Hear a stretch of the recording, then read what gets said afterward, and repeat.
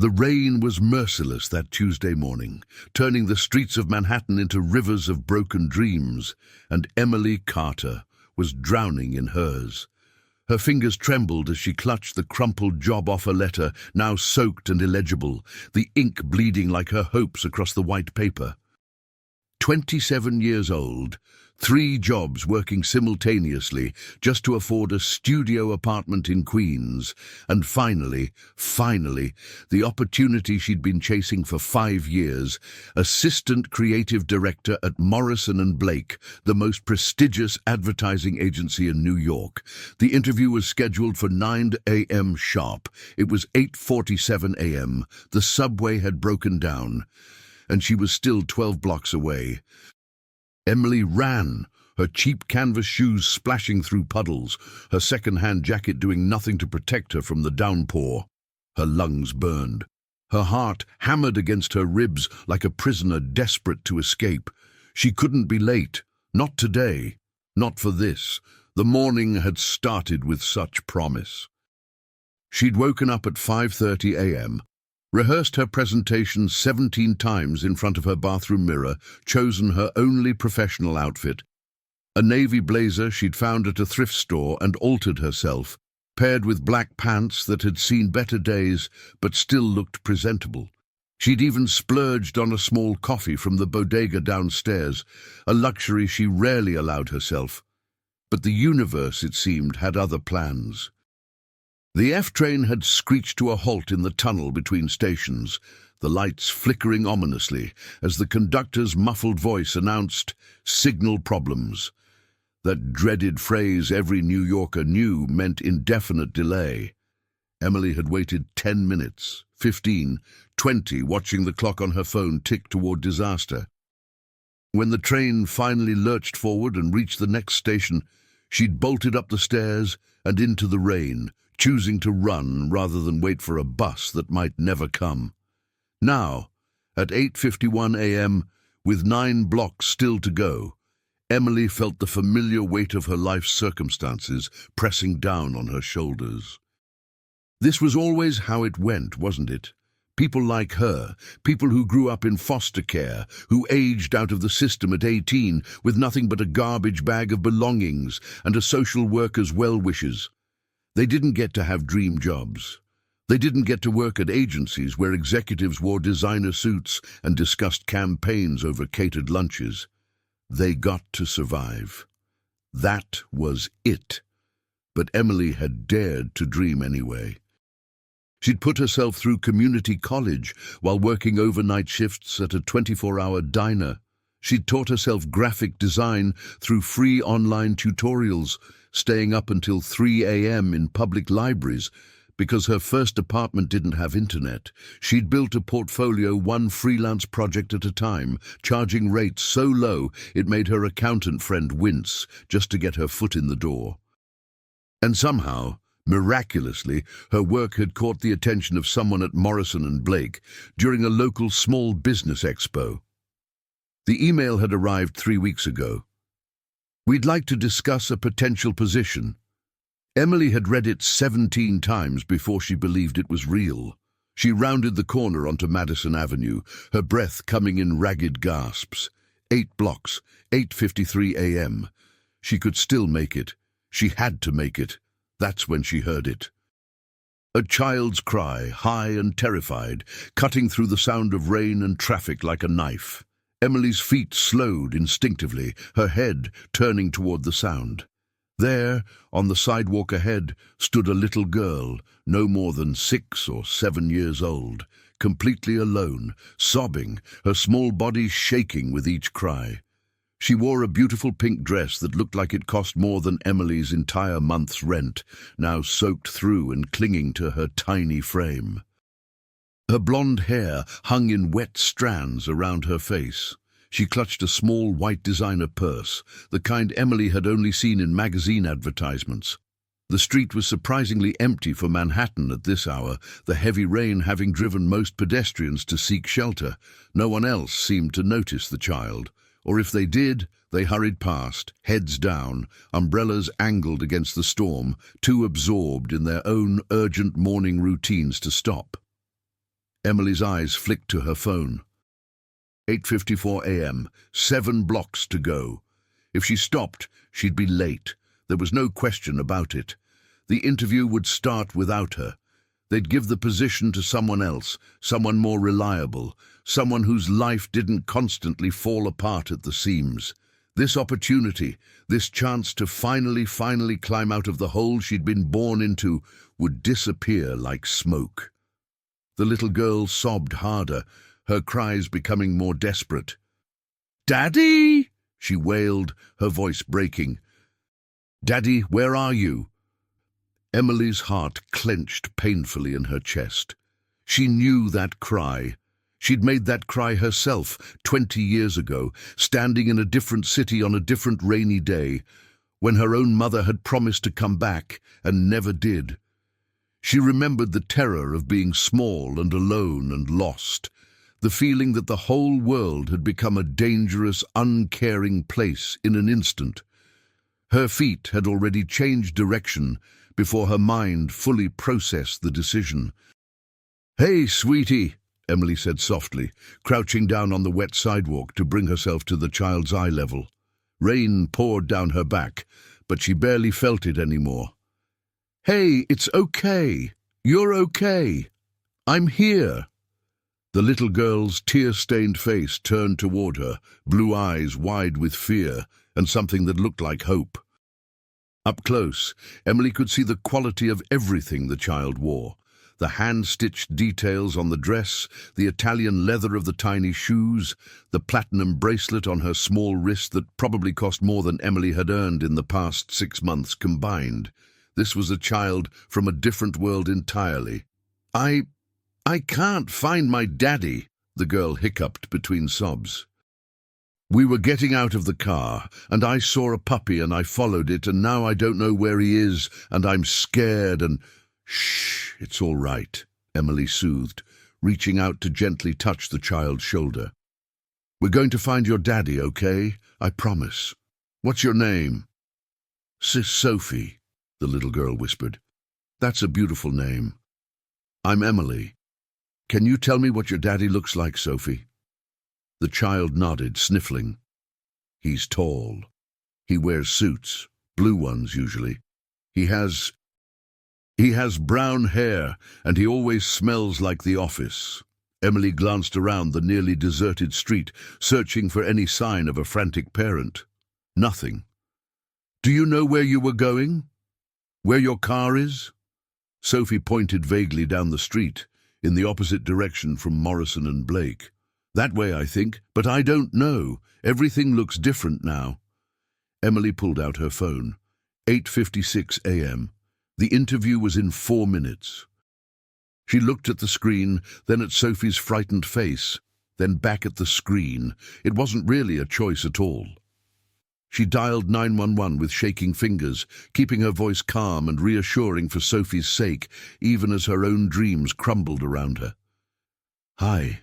Yes. I found a lost child on Madison Avenue between 67th and 68th. She's safe. She's with me. But she's separated from her father." "Dame." As Emily gave the dispatcher the details, she used her free hand to take off her soaked jacket and drape it around Sophie's small shoulders. The little girl looked up at her with such gratitude, such relief, that Emily felt her throat tighten with emotion.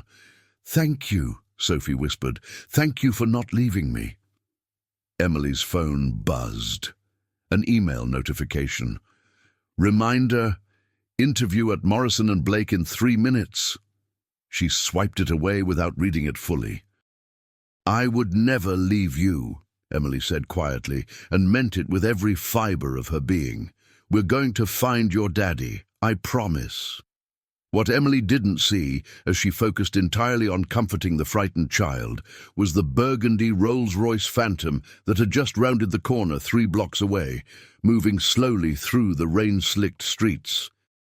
She didn't see the man in the impeccable blue suit who sat in the back seat, his phone pressed to his ear, his voice tight with barely controlled panic as he barked orders to his head of security.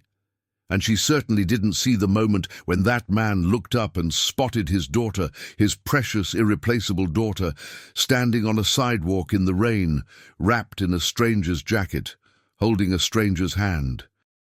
Alexander Hartwell had built a business empire worth $23 billion. He'd negotiated with presidents and kings. He'd stared down hostile boardrooms and emerged victorious every single time. But nothing, absolutely nothing, had ever terrified him more than the 3 minutes and 47 seconds when he couldn't find Sophie. "Stop the car," he commanded, his voice sharp. He didn't wait for his driver to fully brake before he was out the door, rain immediately soaking through his $1,000 suit as he ran toward his daughter with a desperation that stripped away every layer of the cool, collected billionaire the world knew. Emily looked up as she heard running footsteps, instinctively moving to place herself between Sophie and the approaching figure, until she saw the little girl's face transform from fear to pure joy. "Daddy!" Sophie shrieked, launching herself forward.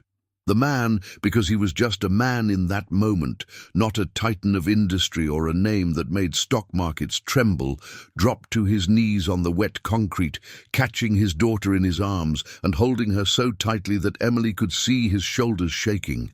He buried his face in Sophie's wet hair, and Emily realized with a start that he was crying. "Sophie," he breathed, his voice cracking.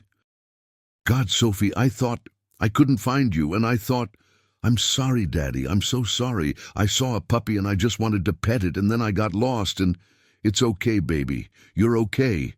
You're safe now." He pulled back just enough to examine her face, his hands cradling her cheeks as if she were made of glass. "Are you hurt? Did anyone—" "The nice lady helped me," Sophie said, turning to beam at Emily through her tears.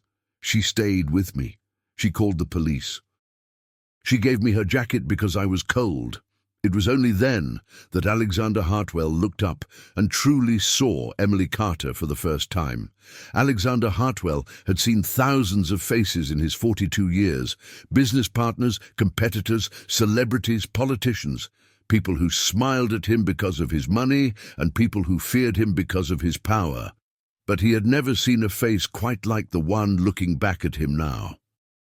The young woman kneeling on the rain-soaked sidewalk was completely drenched, her hair plastered to her face, her clothes, humble, worn, but clean, clinging to her from the downpour.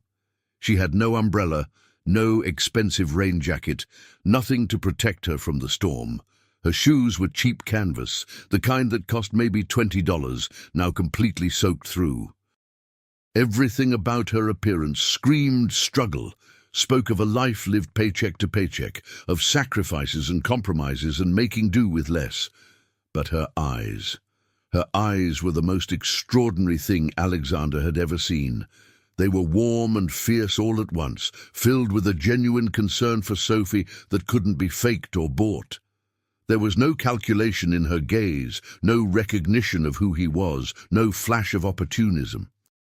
She looked at him the way people had stopped looking at him 15 years ago, when his first tech startup had made its first 100 million. She looked at him like he was just a man, a father, a human being. "She's safe," the woman said softly, and even her voice carried that same quality of genuine care. "She was scared, but she's not hurt. I called 911 just to be safe, and I stayed with her. I didn't let her out of my sight."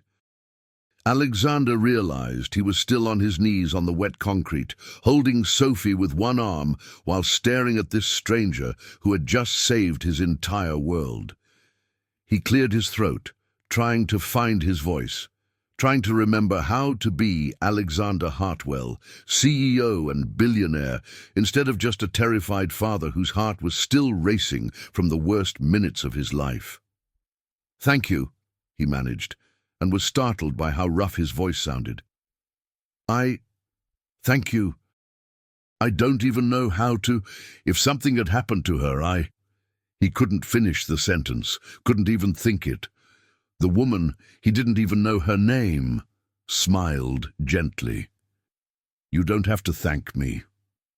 Anyone would have done the same thing. But they wouldn't have, Alexander thought. He'd just spent 3 frantic minutes searching these very streets, watching dozens of people hurry past, with their umbrellas and their phones and their important morning appointments, and not one of them had stopped to help a crying child. Not one. Except her. "I'm Alexander," he said, extending his hand, then realizing how absurd the gesture was in the middle of a rainstorm. Alexander Hartwell. He watched for the flicker of recognition that always came when he introduced himself. The widening of eyes, the change in posture, the recalculation of how to behave around someone whose net worth was reported in Forbes every year. But it didn't come. She just took his hand. Her grip was firm despite the trembling he could feel in her fingers, and shook it once. "Emily Carter," she replied. "I'm just glad Sophie's okay. That's all that matters." Emily. The name suited her somehow. "Daddy, can Emily come home with us?" Sophie asked suddenly, tugging on Alexander's sleeve. "Please? She was so nice, and she promised we'd find you, and she kept her promise, and I want to give her something to say thank you and—" "Sophie, sweetheart, I'm sure Emily has somewhere she needs to be," Alexander said gently, though he found himself oddly reluctant to let this woman walk away. There was something about her, something he couldn't quite name, that made him want to know more. Who was she? What had she been doing on this street? Why had she stopped when no one else would? Emily's face did something strange then. A flicker of pain crossed her features so quickly that Alexander almost missed it. She glanced down at her phone, which she'd been clutching in her other hand, and he saw her jaw tighten just slightly. "I did have somewhere to be," Emily said quietly, more to herself than to them. "But it doesn't matter now." "What do you mean?" Alexander asked, his business instincts suddenly alert. Something was wrong. The way she'd said that, the resignation in her voice, the way she was looking at her phone like it had just delivered devastating news. Emily seemed to realize she'd spoken out loud. She shook her head quickly, forcing a brighter smile. "Nothing, really. I'm just glad Sophie's safe. That's what's important." But Alexander hadn't built a $23 billion empire by being oblivious to what people weren't saying. He studied her more carefully now, the professional outfit beneath the soaked exterior, the careful way she'd styled her hair before the rain destroyed it, the folder she was carrying that looked like it contained important documents. And then he noticed her shoes again, noticed how she kept shifting her weight, and he realized with a start that she'd been running. Hard. For a while. "You were on your way, somewhere important," he said. It wasn't a question. Emily's smile faltered. For a moment he thought she wouldn't answer. Then her shoulders sagged just slightly, and he saw the exhaustion there, the weight of something heavy. "I had a job interview," she admitted, "at Morrison and Blake. It started 10 minutes ago. I was already running late because the subway broke down, and then I saw Sophie and—" She stopped, shook her head firmly. "It doesn't matter." She needed help. Some things are more important than a job. Alexander felt something twist in his chest. Morrison and Blake. He knew that agency. He'd worked with them on several campaigns for his companies. It was one of the most prestigious firms in New York, notoriously difficult to get into. An interview there wasn't just a job opportunity. It was a career maker, and she'd sacrificed it. For Sophie. For a child she didn't know, would never see again, who couldn't offer her anything in return. "You gave up your interview to help my daughter," Alexander said slowly, making sure he understood correctly. "I didn't give it up," Emily corrected, though her voice was soft. "I made a choice. There's a difference. Sophie needed someone, and I was there, that's all." "That's all," Alexander repeated, somewhat incredulous. He'd spent his entire adult life in a world where people made calculations, where every action had an expected return, where kindness usually came with a price tag. The idea that someone would throw away a life-changing opportunity for a stranger with no expectation of reward was almost incomprehensible to him. And yet, here she stood. Sophie tugged on his sleeve again, more insistently this time. "Daddy, we have to help her. She helped me, so we have to help her." "That's what you always say. When someone does something good for you, you do something good back." Alexander looked down at his daughter's earnest face, then back at Emily, who was already shaking her head. "That's very sweet, Sophie, but I don't need anything," Emily said quickly. "Really, I'm fine. I should probably go." "I'm sure you all want to get out of this rain." "Wait," Alexander said, and there was something in his voice, a command he was used to giving and having obeyed, that made Emily pause. "Please, just wait a moment." He pulled out his phone, dialing a number he had on speed dial. His assistant, Catherine, answered on the first ring. "Alexander, did you find—" "Sophie's safe," he interrupted. "But I need you to do something for me. Contact Morrison and Blake. Ask for—" He looked at Emily. "Who was your interview with?" "Mr. Hartwell, really, you don't need to—" "Who was your interview with?" he repeated, gentler this time, but no less insistent. Emily hesitated, then sighed. "David Morrison, the senior partner, but—" "David Morrison," Alexander said into the phone. "Tell him Alexander Hartwell is calling in a favor. He had an interview scheduled this morning with an Emily Carter. She was unavoidably detained due to an emergency involving my family. I want the interview rescheduled today if possible, and I want it known that Ms. Carter's absence was due to extraordinary circumstances that speak to her character, not her unreliability." "Mr. Hartwell, please, you really don't have to do this," Emily protested, her cheeks flushing. "I can't ask you to—" "You're not asking. I'm offering." He ended the call and looked at her directly. "David Morrison is an old colleague. We've done business together for years. When he hears what happened, he'll want to meet you even more than he did before." Emily looked stunned, overwhelmed. I don't know what to say." "Say you'll come back to my house first," Sophie piped up, "so you can dry off and have hot chocolate. Daddy makes really good hot chocolate." "Sophie," Emily started. "She's right," Alexander interrupted, and he was surprised to find he meant it. "You're soaked through. You've just done my family an incredible service. The least I can do is offer you a warm drink and dry clothes before you go to your interview, and I promise it's no trouble. We live just 2 blocks from here." Emily looked between him and Sophie, clearly torn. Alexander could see the pride warring with practicality in her eyes. She didn't want charity. She didn't want to be indebted to anyone. He recognized that fierce independence. He'd had it himself once, long ago, before his first success. "Please," Sophie added, her blue eyes wide and pleading, "just for a little while?" And that, apparently, was what decided it. Emily couldn't resist Sophie's earnest request any more than Alexander ever could. "Okay," Emily said softly, "just for a little while. But then I really do need to go." "Of course," Alexander agreed, already gesturing toward where his driver had pulled the Rolls-Royce to the curb. "Thank you." As they walked toward the car, Alexander carrying Sophie while Emily followed, he found himself studying this woman who had just turned his morning upside down. Emily Carter. She moved with a grace born of someone used to adapting, used to making do. When his driver, James, opened the door for her, she hesitated before getting in, as if the luxury of the vehicle made her uncomfortable.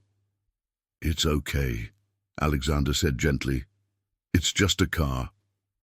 Emily gave him a look that suggested she knew exactly how much that just a car cost, probably more than she'd earn in 10 years. But she climbed in anyway, settling into the cream leather seats with visible unease. Sophie immediately snuggled up next to her, apparently having decided that Emily was now her new favorite person. "Your hair is really pretty," Sophie announced, "even when it's wet." Emily laughed, a genuine sound that made something in Alexander's chest feel lighter. "Thank you, Sophie. Yours is beautiful too." As James pulled away from the curb, heading toward the Hartwell penthouse on Fifth Avenue, Alexander found himself watching Emily's face as she looked out the window at the rain-washed streets of Manhattan. There was something wistful in her expression, something that spoke of dreams deferred and struggles overcome. He wanted to know her story. He wanted to understand what had brought her to that street corner at exactly the right moment to save his daughter. "Can I ask you something?" he said. Emily turned from the window, meeting his gaze. "Sure. Why were you running in the rain? If the subway broke down, why didn't you wait for a bus or call a cab?" A faint smile touched Emily's lips, but it was sad around the edges. "Cabs cost money, Mr. Hartwell. So do Ubers. When you're trying to make rent and student loans and still eat occasionally, sometimes running is the only option." The casual way she said it, as if constant financial struggle was just a fact of life, made Alexander feel something he hadn't felt in years: shame. Not at his wealth, but at how removed he'd become from the reality most people lived. When was the last time he'd thought about the cost of a cab? When was the last time he'd had to choose between transportation and food? "Alexander," he said quietly. "Please, call me Alexander." "Alexander," Emily repeated, and something about the way she said his name, without any of the usual deference or calculation, made him feel seen in a way he hadn't been in a very long time. They rode the rest of the way in comfortable silence, Sophie chattering occasionally about her favorite things, while Emily listened with patient attention. Alexander found himself grateful for his daughter's constant stream of conversation. It gave him time to think, to process, to figure out why this soaked, exhausted stranger was affecting him so profoundly. When they arrived at the building, Emily's eyes widened slightly at the doorman in his pressed uniform, at the marble lobby with its crystal chandelier, at the private elevator that required a key just to access. But she didn't say anything, just followed them quietly, Sophie's small hand still clasped in hers. The penthouse revealed itself floor by floor as the elevator rose, and Alexander watched Emily's face, trying to see his home through her eyes. What must it look like to someone who struggled to pay rent in Queens?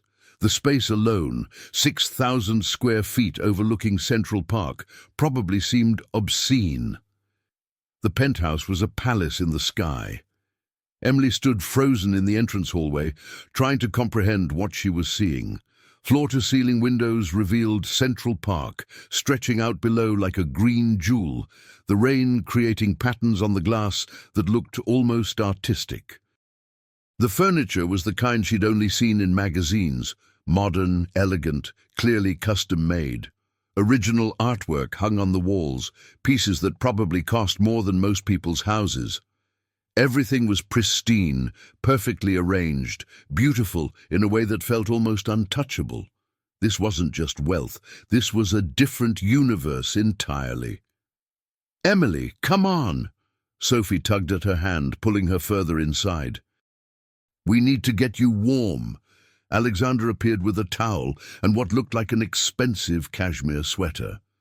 "The guest bathroom is just down that hall," he said, pointing. "There are clean clothes in the closet.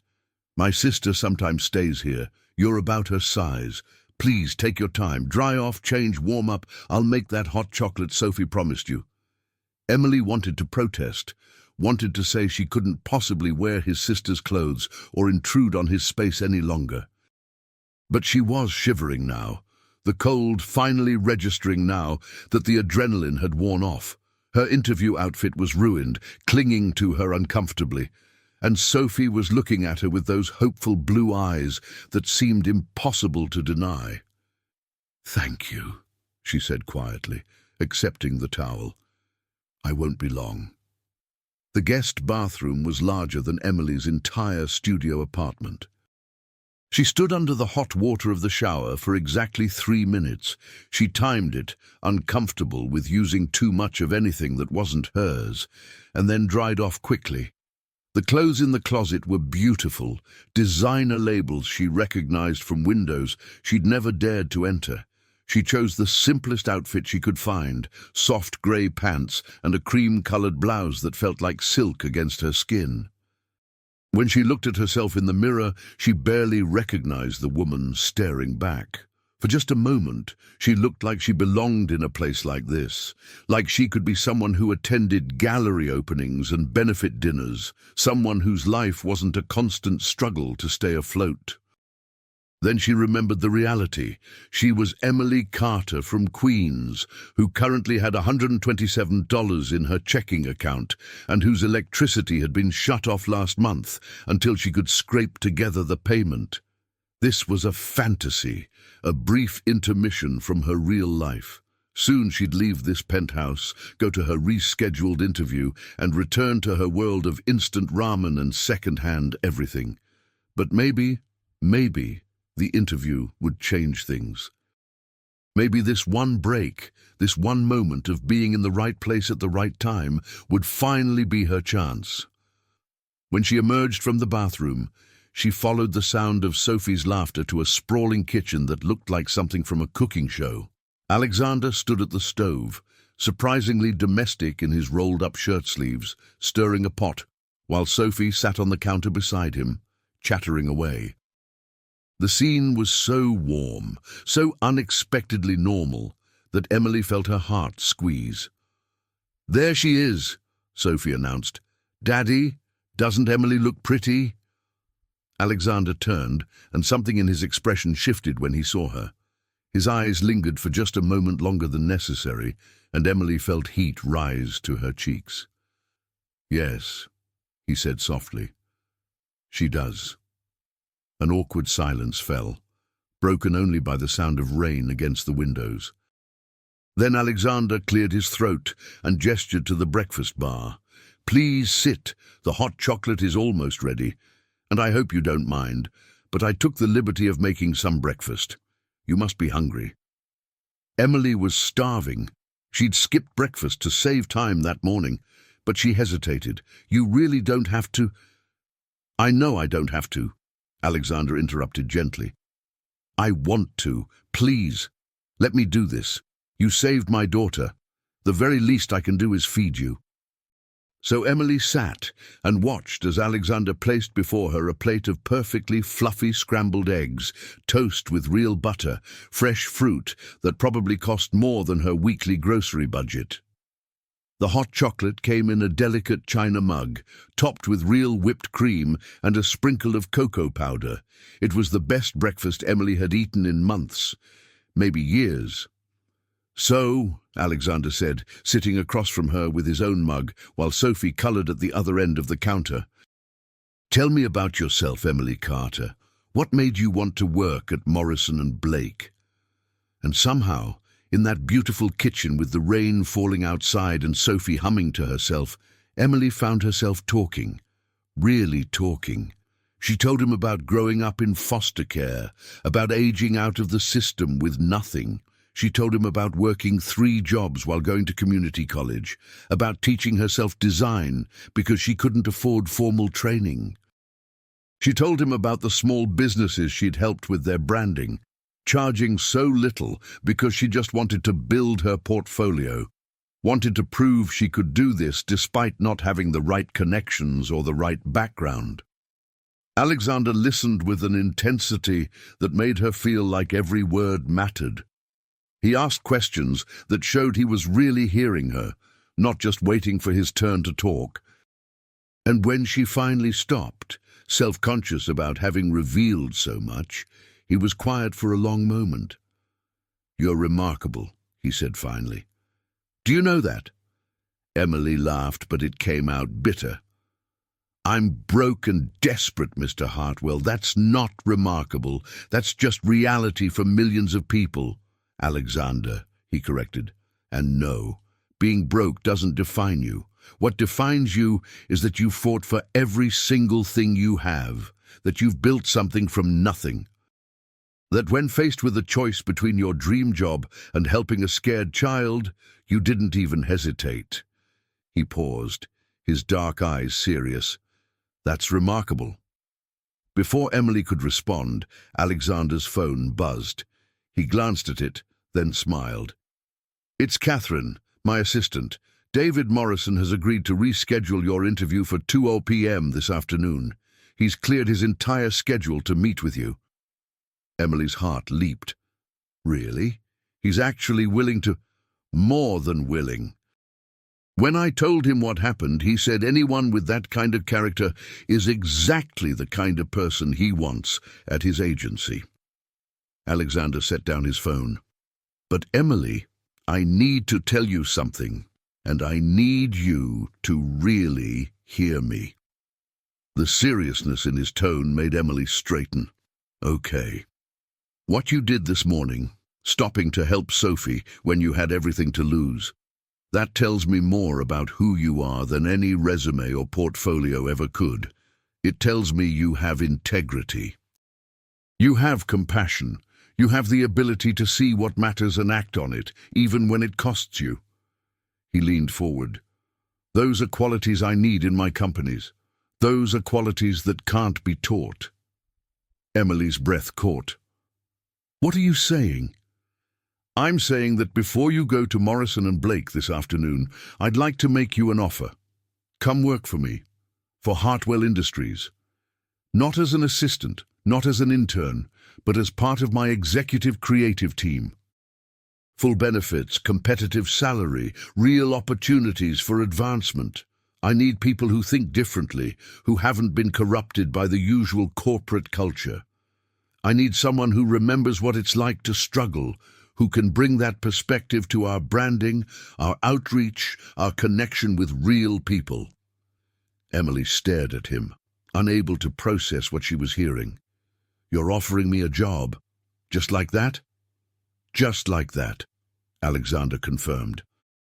Though I suspect Sophie would want me to add that it comes with one additional requirement, occasional attendance at tea parties and colouring sessions. Always, Sophie called out from her end of the counter, making them both laugh. Emily felt tears prickling at the corners of her eyes. I don't understand. Why would you do this for me? You don't know me. You don't know my work. I know enough, Alexander said quietly. I know you're the kind of person I want around my daughter. And I've learned to trust my instincts about people. They've served me well, he paused. But I'm not trying to buy your loyalty or make you feel indebted. If you'd prefer to pursue the position at Morrison and Blake, I'll support that fully. This offer stands either way. I just wanted you to know you have options. Options. Emily almost laughed at the word. 12 hours ago, she'd had one fragile hope.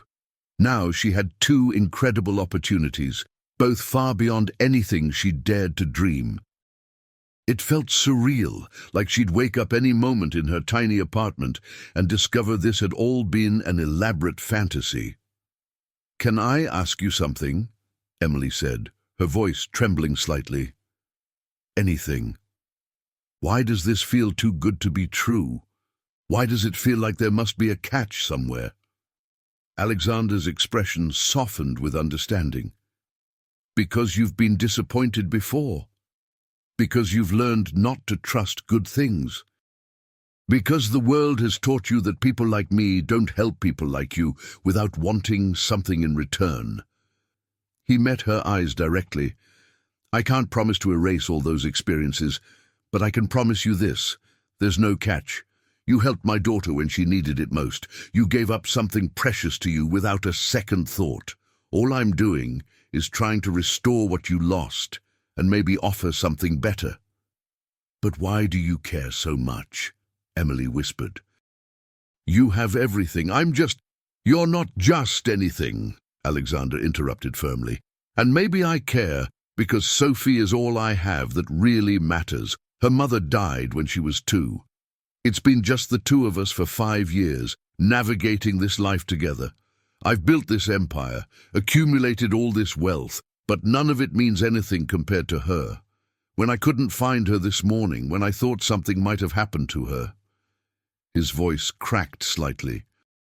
"You gave me back my world, Emily. How do you put a price on that?" Emily felt the tears spill over then, for her own relief that Sophie was safe, for the weight of everything that had happened this morning, for the sheer overwhelming possibility of a life that might finally be different. Sophie appeared at her side, wrapping small arms around her. "Don't cry, Emily. You're part of our family now. Right, Daddy?"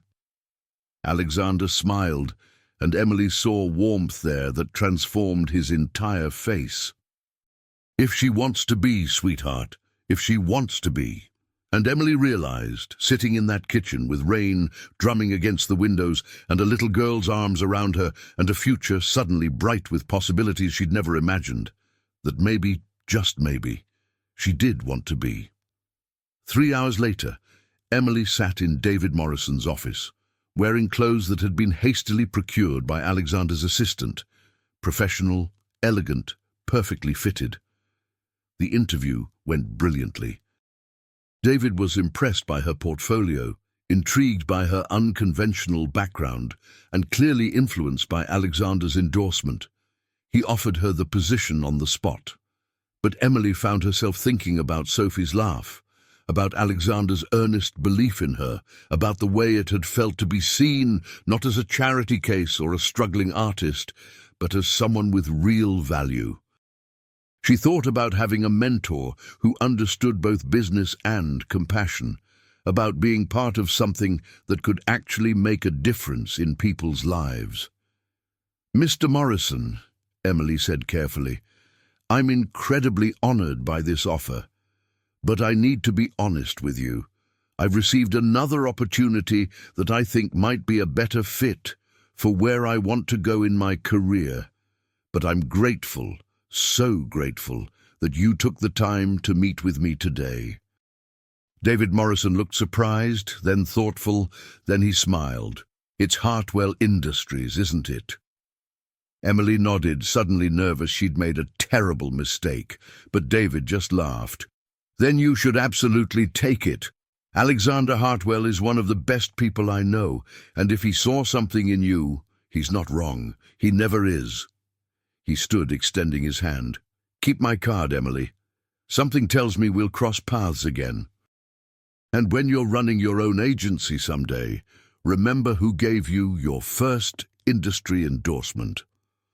That evening, Emily returned to the penthouse, at Sophie's insistence, delivered in a phone call that Alexander had facilitated with an amused expression. Sophie wanted to show Emily her room, her toys, her entire world.